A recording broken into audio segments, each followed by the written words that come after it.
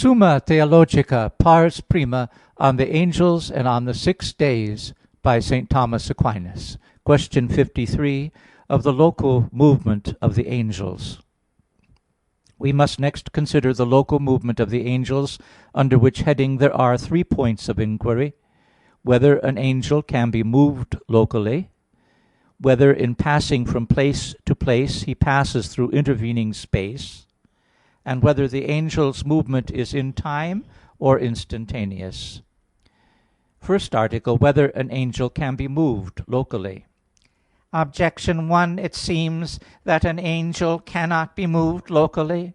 For as the Philosopher proves, nothing which is devoid of parts is moved, because while it is in the term wherefrom, it is not moved, nor while it is in the term whereto, for it is then already moved. Consequently, it remains that everything which is moved, while it is being moved, is partly in the term wherefrom, and partly in the term whereto. But an angel is without parts. Therefore an angel cannot be moved locally. Objection 2. Further, movement is the act of an imperfect being, as the Philosopher says. But a beatified angel is not imperfect. Consequently, a beatified angel is not moved locally. Objection 3. Further, movement is simply because of want. But the holy angels have no want. Therefore the holy angels are not moved locally. On the contrary, it is the same thing for a beatified angel to be moved as for a beatified soul to be moved. But it must necessarily be said that a blessed soul is moved locally, because it is an article of fate that Christ's soul descended into hell. Therefore a beatified angel is moved locally. I answer that a beatified angel can be moved locally. As, however, to be in a place belongs equivocally to a body and to an angel, so likewise does local movement.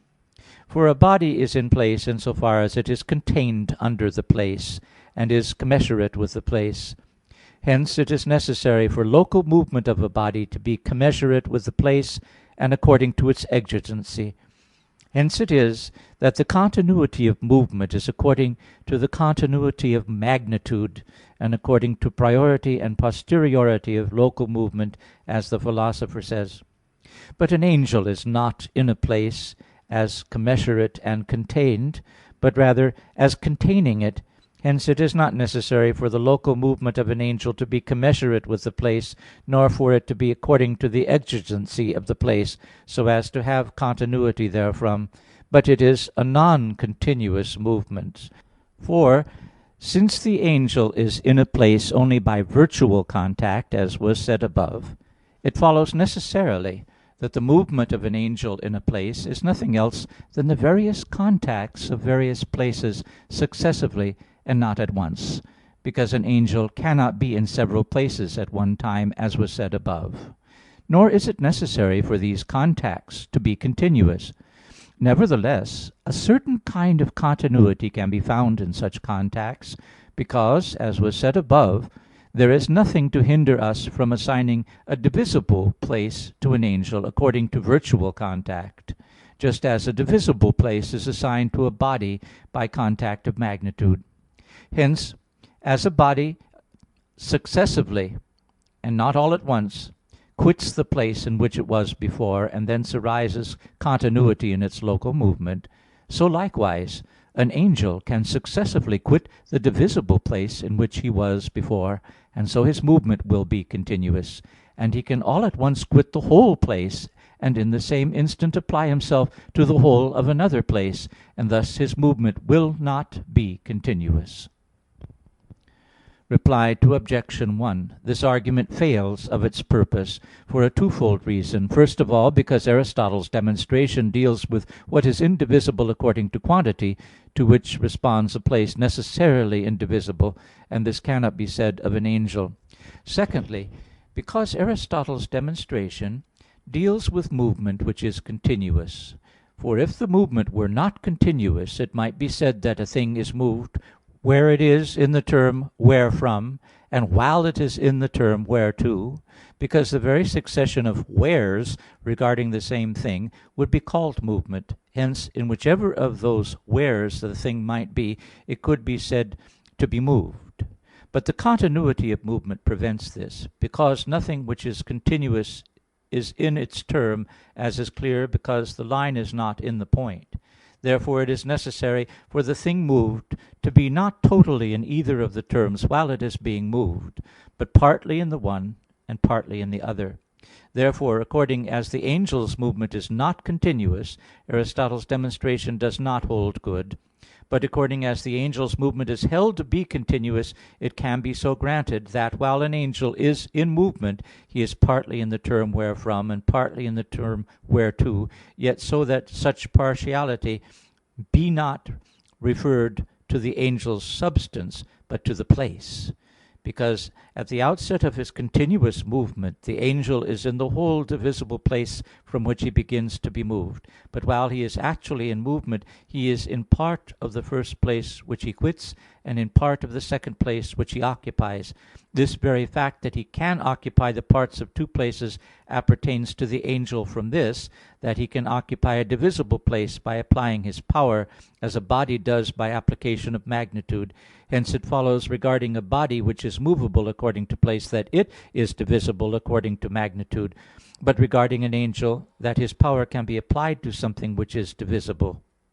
Reply to Obj. 2: The movement of that which is in potentiality is the act of an imperfect agent; but the movement which is by application of energy is the act of one in act, because energy implies actuality. Reply to Obj. 3: The movement of that which is in potentiality is the act of an imperfect; but the movement of what is in act is not for any need of its own, but for another's need.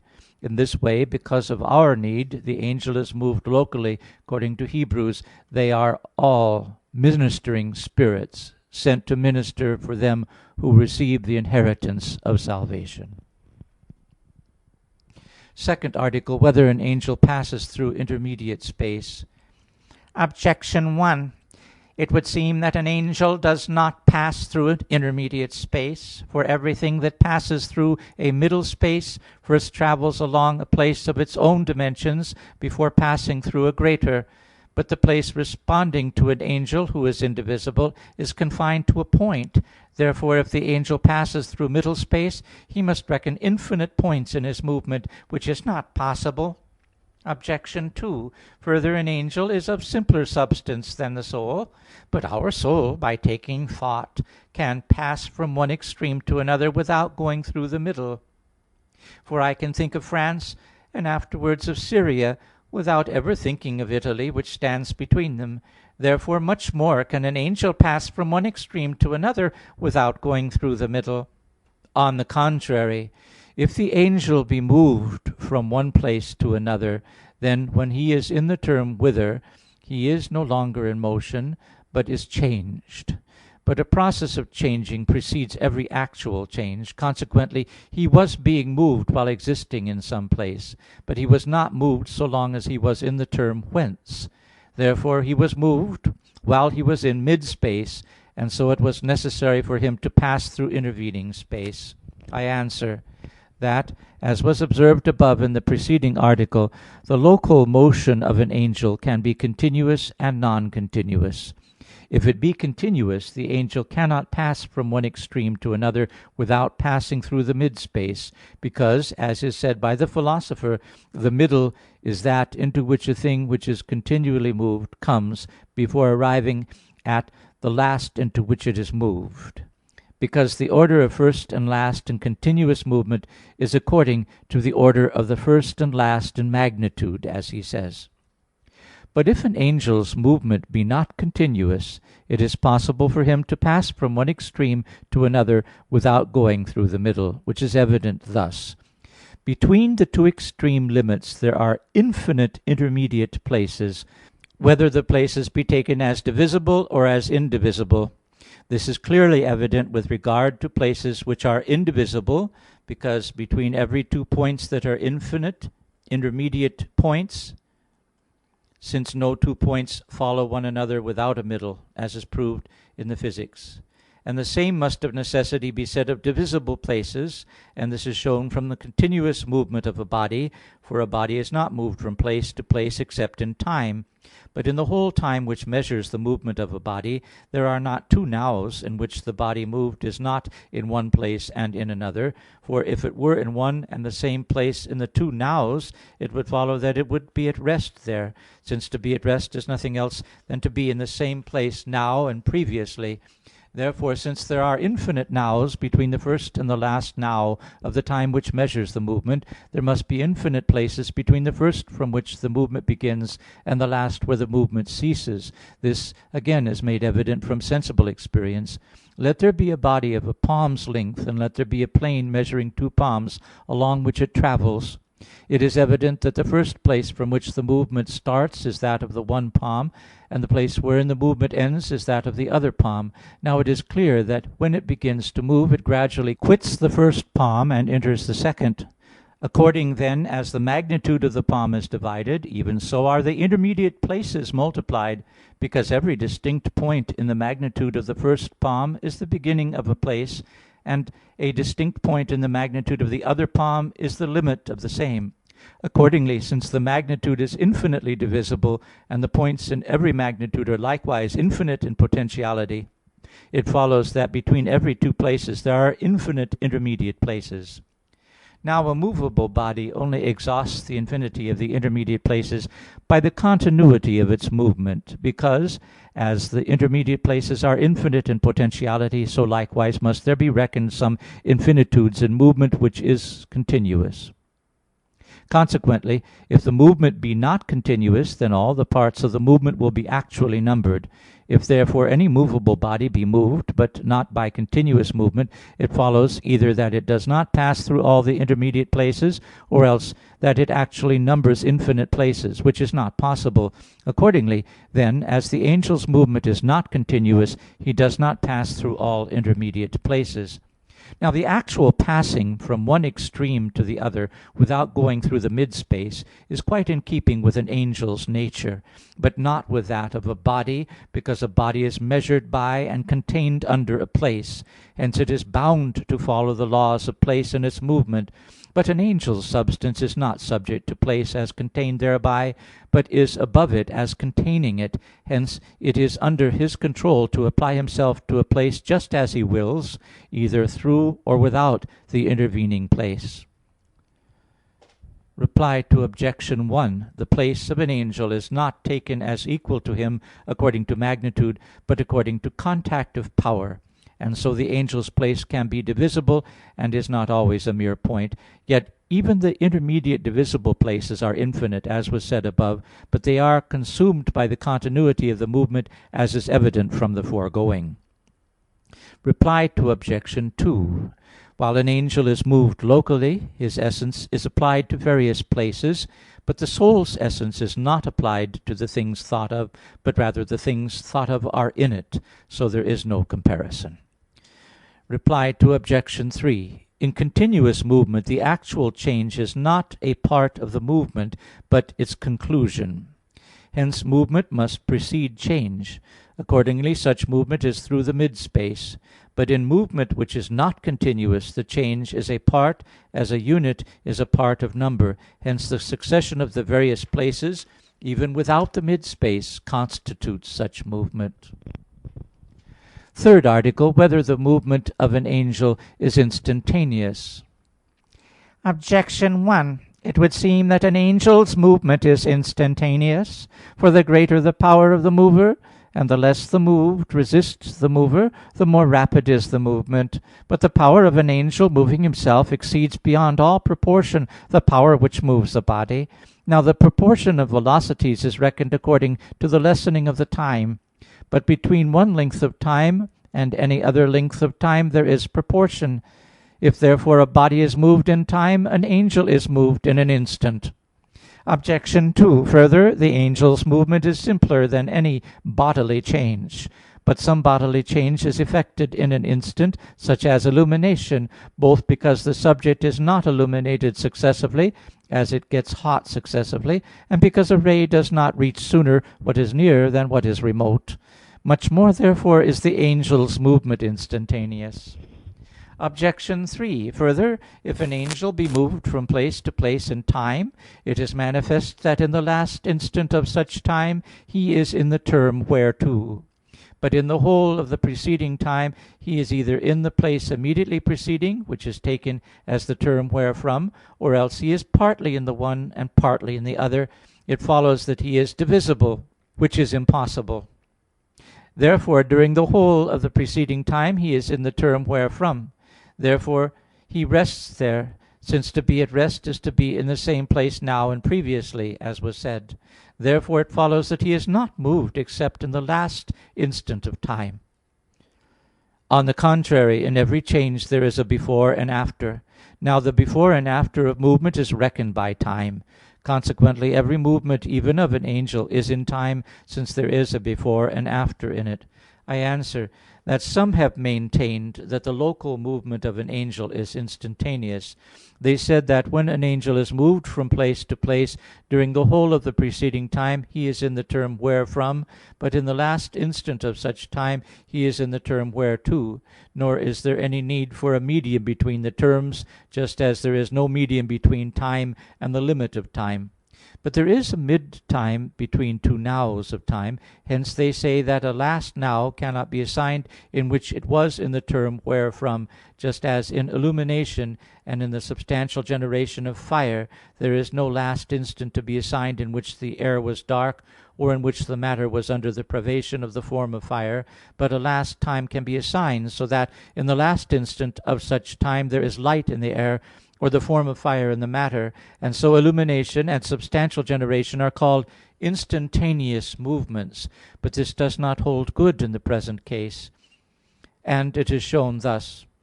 It is of the nature of rest that the subject in repose be not otherwise disposed now than it was before.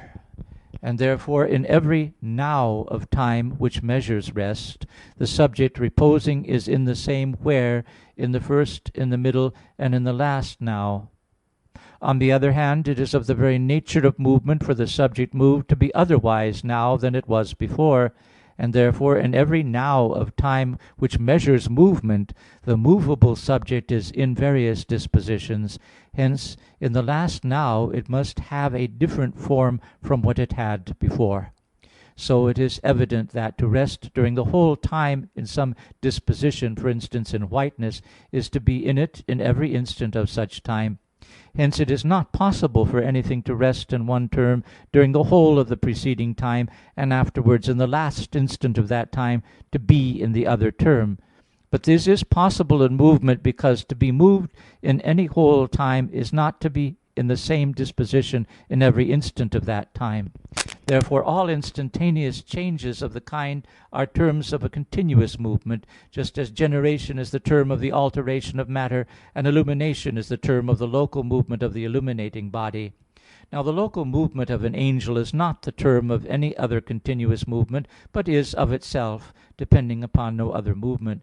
Consequently it is impossible to say that he is in any place during the whole time, and that in the last now he is in another place, but some now must be assigned in which he was last in the preceding place. But where there are many nows succeeding one another, there is necessarily time, since time is nothing else than the reckoning of before and after in movement. It remains, then, that the movement of an angel is in time. It is in continuous time if his movement be continuous, and in non-continuous time if his movement is non-continuous. For, as was said, his movement can be of either kind, since the continuity of time comes of the continuity of movement, as the Philosopher says. But that time, whether it be continuous or not, is not the same as the time which measures the movement of the heavens, and whereby all corporeal things are measured, which have their changeableness from the movement of the heavens, because the angel's movement does not depend upon the movement of the heavens. Reply to Objection 1. If the time of the angel's movement be not continuous, but a kind of succession of nows, it will have no proportion to the time which measures the movement of corporeal things, which is continuous, since it is not of the same nature. If, however, it be continuous, it is indeed proportionable, not indeed because of the proportion of the mover and the movable, but on account of the proportion of the magnitudes in which the movement exists. Besides, the swiftness of the angel's movement is not measured by the quantity of his power, but according to the determination of his will. Reply Obj. 2: Illumination is the term of a movement, and is an alteration, not a local movement, as though the light were understood to be moved to what is near, before being moved to what is remote. But the angel's movement is local, and besides, it is not the term of movement; hence there is no comparison. Reply Obj. 3: This objection is based on continuous time, but the same time of an angel's movement can be non-continuous. So an angel can be in one place in one instant, and in another place in the next instant, without any time intervening. If the time of the angel's movement be continuous, he is changed through infinite places throughout the whole time which precedes the last now, as was already shown. Nevertheless, he is partly in one of the continuous places, and partly in another, not because his substance is susceptible of parts, but because his power is applied to a part of the first place and to a part of the second, as was said above. The end of question 53.